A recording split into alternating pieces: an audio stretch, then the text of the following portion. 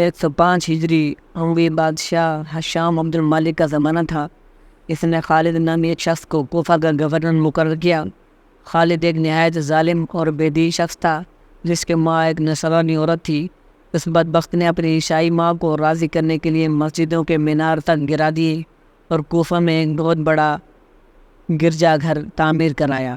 اس نے امیر المؤمنین حضرت علی رضی اللہ تعالی عنہ اور آل رسول صلی اللہ علیہ وسلم کو گالیاں بکنا جائز قرار دیا اور خلیفہ کی خوشامد میں اس حد تک بڑھا کہ خلیفہ کو رسول اللہ صلی اللہ علیہ وسلم سے بھی افضل کہنا شروع کر دیا۔ اس نے اپنی عیاشیوں اور گرجا گھروں کی تعبیر کے لیے بیت المال سے تقریباً 50 کروڑ روپے خرچ کر ڈالے، اور جب خلیفہ حشام نے گورنر سے اتنی کثیر رقم کے متعلق دریافت کیا تو وہ بدبخت کہنے لگا، میں نے یہ رکھا ہے حضرت سیدنا امام زین العابدین رضی اللہ تعالیٰ عنہ کے صاحبزادے حضرت سیدنا زید رضی اللہ تعالیٰ عنہ کے بعد جمع کروا رکھی ہے۔ خلیفہ نے فوراً حضرت زید کو اپنے پاس طلب کیا اور رقم سے متعلق سوال کرنے لگا۔ آپ نے فرمایا، کیا تم خیال کرتے ہو کہ ایسا شخص جو ہمارے آباء و اجداد کو گالیاں بکتا ہے وہ ہمارے پاس مال رکھوائے گا؟ الغرض خلیفہ نے جب اطمینان کر لیا اس کا گورنر ہی بددیانت ہے تو سید زادے کو مدینہ منورہ روانہ کرنے کے بجائے کوفہ بھیج دیا۔ حضرت سیدنا زید بن امام زین العابدین رضی اللہ تعالیٰ عنہ جب کوفہ پہنچے تو بدعقد کوفیوں نے معصوم سید زادے کے ساتھ ایک بار پھر وہی سلوک کیا جو وہ تقریباً 45 سال پہلے سیدنا امام حسین علیہ السلام کے ساتھ کر چکے تھے، یعنی تقریباً 40,000 کوفیوں نے آپ کو دست حق پر اموی خلیفہ حشام کے خلاف بیعت کی اور آپ کی سرپرستی میں خلیفہ حشام کے خلاف جنگ لڑنے کے لیے تیار ہو گئے۔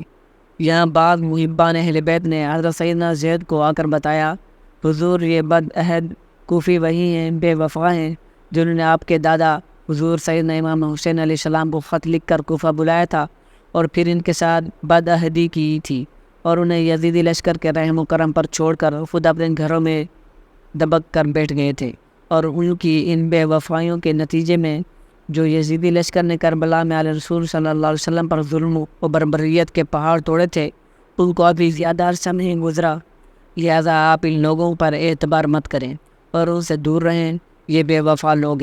حضرت سیدنا زید رضی اللہ تعالیٰ عنہ نے لوگوں کی بات سنی، مگر اموی خلفاء کے رحم و کرم پر لوگوں کو اکیلا چھوڑنا مناسب نہ سمجھا، بس آپ نے اپنے ایک خادم کو امام اعظم حضرت امام ابو حنیفہ کے پاس بھیجا تاکہ انہیں اپنے منصوبے کے بارے میں آگاہ کریں۔ حضرت امام ابو حنیفہ ان دنوں سخت علیل تھے، آپ جنگ میں شریک نہ ہو سکے، لیکن سید زادے کی خدمت میں 10,000 سینے دینار پیش کیے اور ایک تاریخی فتویٰ جاری کر دیا۔ آپ نے فتویٰ دیا کہ اموی خلیفہ حشام بن عبد المالک کے خلاف سید زادے کی معاملات میں لڑنا ایسے ہی ہے جیسے حضور خاتم النبی صلی اللہ علیہ وسلم کے ساتھ غزوہ بدر میں شمولیت اختیار کرنا۔ سبحان اللہ۔ الغرض تاریخ گواہ ان بے وفا کوفیوں نے جیسے امام علی مقام سیدنا امام حسین رضی اللہ تعالیٰ عنہ کے ساتھ کیا تھا، بعین ہی انہوں نے حضرت سیدنا زید بن زین العابدین رضی اللہ تعالیٰ عنہ کے ساتھ کیا، یعنی آپ کو جنگ میں دھکیل کر خود بھاگ کھڑے ہوئے، حتیٰ کہ سیدنا زید کو بھی اپنے دادا کی جان کی طرح شہید کر دیا گیا۔ دوستو، حضرت امام اعظم ابو حنیفہ کا یہ فتویٰ تاریخی اعتبار سے نہایت ہی منفرد حیثیت رکھتا ہے، کیونکہ اس سے نہ صرف حضرت امام ابو حنیفہ کی آل رسول صلی اللہ علیہ وسلم سے عقیدت و محبت واضح ہوتی ہے، بلکہ ان خلفاء کے ساتھ آپ کی نفرت کا بھی ثبوت ملتا ہے۔ آپ کو سیدنا زید رضی اللہ تعالیٰ عنہ کی شہادت کا بہت صدمہ ہوا، یہاں تک کہ منقول ہے جب کبھی آپ کے سامنے حضرت زید کا ذکر ہوتا تو آپ کی آنکھوں سے آنسو روا ہو جاتے۔ اس کے بعد 132 ہجری میں جب بنو عباس تخت خلافت پر متمکن ہوئے اور پہلے فرمان کے بعد منصور تخت نشین ہوا تو اس بدبخت نے اہل بیت اور بنو امیہ سے بھی بڑھ کر مظالم ڈھانا شروع کر دیے۔ جب اس کی ظالمانہ کارروائیاں حد سے تجاوز کر گئی تو حضرت سیدنا امام حسن رضی اللہ تعالیٰ عنہ کے پڑپوتے سیدنا محمد نے علم جہاد بلند کر دیا۔ اس وقت جناب امام اعظم ابو حنیفہ کی عمر لگ بھگ 66 برس تھی۔ آپ کو جب سید زادے کی بنو عباس کے خلاف تحریک کا علم ہوا تو آپ ایک مرتبہ پھر اس تحریک کے سرگرم رکن بن گئے۔ آپ اپنے مجالس میں بنو عباس کے ظلم کے خلاف لوگوں کو آواز بلند کرنے کی ترغیب دیتے اور اس مقصد کے لیے سید زادوں کی تحریک میں بڑھ چڑھ کر حصہ لینے کا حکم فرماتے۔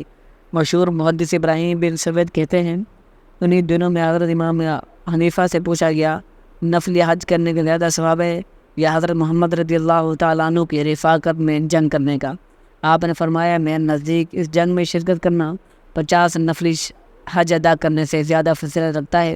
اس طرح ایک موقع پر ایک عورت آپ کے پاس آئی اور عرض کرنے لگی یا حضرت آپ ابھارنے پر میرا بیٹا حضرت محمد صلی اللہ علیہ وسلم کے معیت میں لڑتا ہوا شہید ہو گیا۔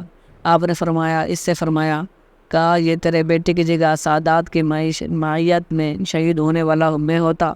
مختصر یہ کہ آپ شروع سے ہی سعادات کی خدمت کرتے رہے اور لوگوں کو بھی ان کی تلقین کرتے رہے، اور یہ بھی آپ کی محبت اہل بیت اور سیدنا امام علی مقام حضرت امام حسین سے واعلانہ عقیدت کا منہ بولتا ثبوت ہے۔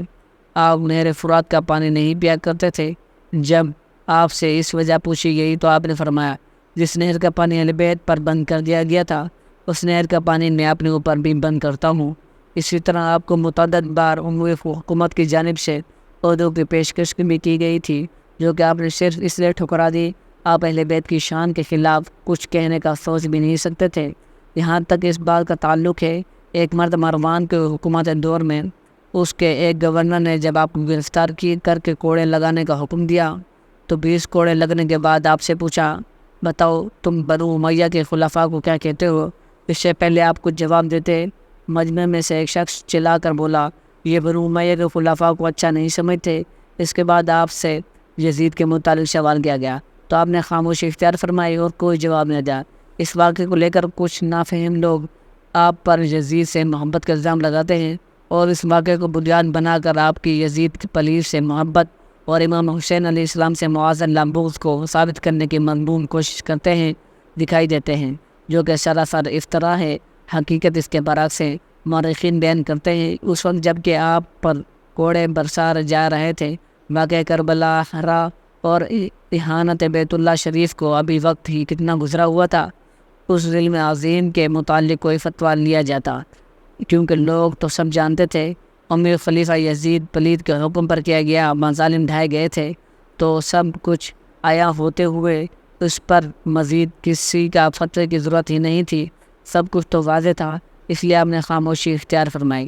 دوسرا یہ ہے کہ وہ بدبخت تو چاہتے ہی یہی تھے ان کے سامنے یزید کا نام لے کر اس سے متعلق پوچھا جائے یقیناً اس کو برا کہیں گے اور انہیں موقع مل جائے گا کہ وہ آپ کی گردن اور مار دیں گے۔ لیکن ماں حضرت امام ابو حنیفہ نے خاموشی اختیار کرنے کی میں ہی حکمت سمجھی اور انہیں کوئی جواب نہ دیا۔ لیکن اس خاموشی کی وجہ سے یہ قیاس کرنا آپ کو یزید سے محبت اور امام المقام سے بغض تھا تو یہ سراسر جہالت ہے کیونکہ آپ کے اہل بیت کی محبت میں جاری کردہ پہلا فتویٰ جہاز سے بھی آیا ہو جاتا ہے۔ اگر بالفرض آپ کو یزید سے محبت تھی تو پھر سید زادوں کے حق میں فتویٰ دینے کی کوئی وجہ نہ تھی اور اس صورت میں کوئی بھی اموی خلافہ کو کوڑے لگانے کی جرت نہ کر سکتا تھا۔ آپ کو کوڑے لگائے جانا ہی اس کا سب سے بڑا ثبوت ہے۔ آپ یزید کو ظالم و جابر گمراہ اور بے دین سمجھتے تھے۔ دعا ہے رب تعالیٰ سے حضرت امام ابو حنیفہ رحمۃ اللہ علیہ پر اپنے لاتعداد رحمتوں کا نزول فرمائے اور اللہ پاک ہمیں نیک عمل کرنے کی توفیق عطا فرمائے۔ آمین یا رب العالمین۔ جزاکم اللہ خیرا۔ اور آپ کے ذکر خیر کو اپنی بارگاہ میں قبول فرمائے۔ آمین۔